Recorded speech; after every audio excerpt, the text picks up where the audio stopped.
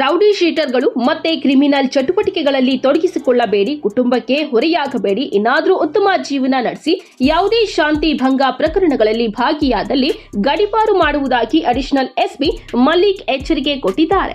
Hunsur DYSP ಕಚೇರಿಯ ಆವರಣದಲ್ಲಿ ನಗರ ಗ್ರಾಮಾಂತರ ಹಾಗೂ ಬಿಳಿಕೆರೆ ಠಾಣಾ ವ್ಯಾಪ್ತಿಯ ರೌಡಿ ಶೀಟರ್ಗಳ ಪರೇಡ್ ನಡೆಸಿದ ಅವರು, ಪ್ರತಿಯೊಬ್ಬರ ಮಾಹಿತಿ ಪಡೆದು ರೌಡಿ ಶೀಟರ್ಗಳಾಗಿರುವವರಿಗೆ ಸಾರ್ವಜನಿಕ ವಲಯದಲ್ಲಿ ಕೆಲಸವೂ ಸಿಗುವುದಿಲ್ಲ. ಇದರಿಂದ ಕುಟುಂಬ ನಿರ್ವಹಣೆ ಕಷ್ಟವಾಗಲಿದೆ. ವಯಸ್ಸಾದ ತಂದೆ ತಾಯಿ, ಹೆಂಡತಿ, ಮಕ್ಕಳನ್ನ ಸಹ ಸಮಾಜ ದೂರಲಿದೆ. ಇದರಿಂದ ನೀವು ಜೀವನದಲ್ಲಿ ಸಂಕಷ್ಟ ಎದುರಿಸುತ್ತಿದ್ದೀರಾ.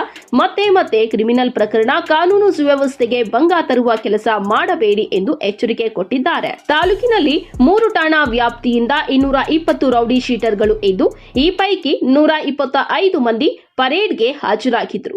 ಕಳೆದ 10 ವರ್ಷಗಳಿಂದ ಯಾವುದೇ ಪ್ರಕರಣಗಳಲ್ಲಿ ಭಾಗಿಯಾಗದ 54 ಮಂದಿ ಹೆಸರನ್ನ ರೌಡಿ ಶೀಟರ್ ಪಟ್ಟಿಯಿಂದ ಕೈಬಿಡಲು ಜಿಲ್ಲಾ ಪೊಲೀಸ್ ಮುಖ್ಯಾಧಿಕಾರಿ ಅವರಿಗೆ ವರದಿ ನೀಡಲಾಗಿದೆ ಎಂದು ಡಿವೈಎಸ್ಪಿ ಗೋಪಾಲಕೃಷ್ಣ ತಿಳಿಸಿದ್ದಾರೆ.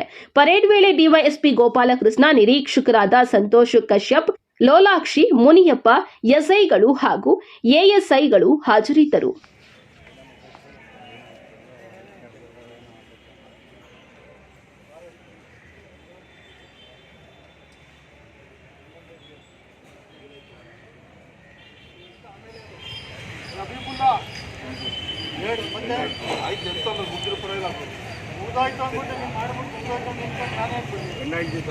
ಯಾವ್ದಾರು ಆಗಲಿ 2 ಕೇಸ್ ಆಗಿದೆಯಾ?